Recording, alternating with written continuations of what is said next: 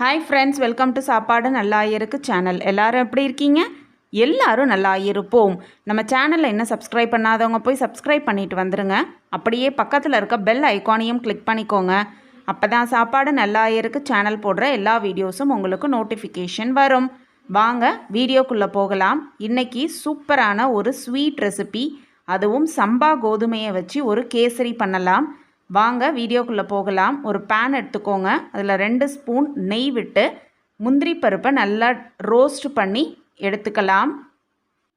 Cashew நட்லாம் நல்லா fry ஆன பிறகு அதை தனியாக எடுத்து ஒரு பவுலில் வச்சுக்கோங்க. நெக்ஸ்ட்டு அதே கடாயில் 2 ஸ்பூன் நெய் விட்டுக்கோங்க.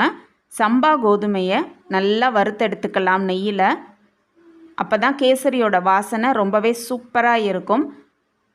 இது வறுத்துக்கிட்டு இருக்கிற அதே டயத்தில் பக்கத்தில் ஒரு பவுலில் தண்ணியை நல்லா சூடு பண்ணிக்கலாம்.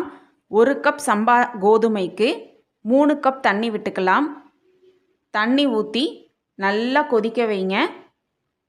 இப்போது நம்ம சம்பா கோதுமை நெய்யில் ரோஸ்ட் பண்ணிக்கிட்டே இருக்கோம். நல்லா ரோஸ்ட் ஆன பிறகு நம்ம கொதிக்க வச்சுருக்க தண்ணியை 1 கப் சம்பா கோதுமைக்கு 3 கப் தண்ணியை அதில் விட்டு கோதுமை ரவையை நல்லா வேக வைக்கலாம். இது வெந்துக்கிட்டே இருக்கட்டும். அது கூட நம்ம கருப்பட்டி, இந்த ஸ்வீட்டுக்கு கருப்பட்டி யூஸ் பண்ண போகிறோம். கருப்பட்டியோட பெனிஃபிட்ஸ் ரொம்பவே சூப்பராக இருக்கும். அந்த வீடியோவையும் நம்ம சேனலில் போஸ்ட் பண்ணியிருக்கோம். அந்த வீடியோவையும் போய் பாருங்கள். ரொம்பவே உடம்புக்கு ஆரோக்கியமானது. அந்த கருப்பட்டியை யூஸ் பண்ணி தான் இன்றைக்கி இந்த கேசரி பண்ண போகிறோம். கேசரினாலே எல்லாருமே ஒயிட் சுகர் தான் யூஸ் பண்ணுவாங்க. ஆனால் நம்ம இன்றைக்கி டிஃப்ரெண்ட்டாக கருப்பட்டியை யூஸ் பண்ணி, அதுவும் சம்பா கோதுமையை யூஸ் பண்ணி இந்த கேசரி பண்ண போகிறோம். ரொம்பவே சுவையாகவும் அருமையாகவும் ஆரோக்கியமான ஒரு கேசரியாக இருக்கும். 1 கப் சம்பா கோதுமைக்கு 3/4 கப் கருப்பட்டி எடுத்துக்கலாம். கொஞ்சமாக வாட்டர் விட்டு கருப்பட்டி நல்லா கரையிற வரைக்கும் நல்லா கொதிக்க வச்சு ஒரு ஃபில்டரில் வடிகட்டி அதை நம்ம வெந்துக்கிட்டு இருக்கிற கோதுமை ரவையில் கருப்பட்டி சாறையும் ஊற்றி நல்லா மிக்ஸ் பண்ணிக்கலாம்.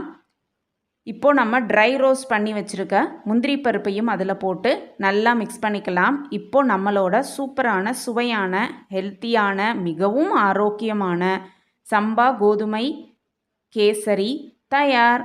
இதை ஒரு பவுலில் ட்ரான்ஸ்ஃபர் பண்ணி சர்வ் பண்ணி பாருங்கள். வீட்டில் இருக்கிறவங்கலாம் ரொம்பவே பாராட்டுவாங்க. இந்த கேசரி உங்களுக்கு பிடிச்சிருந்ததுன்னா லைக் பண்ணுங்கள், ஷேர் பண்ணுங்கள், சப்ஸ்கிரைப் பண்ணுங்கள். அப்படியே பக்கத்தில் இருக்க பெல் ஐக்கானையும் கிளிக் பண்ணிக்கோங்க. அப்போ தான் சாப்பாடு நல்லா இருக்கு சேனல் போடுற எல்லா வீடியோஸும் உங்களுக்கு நோட்டிஃபிகேஷனில் வரும்.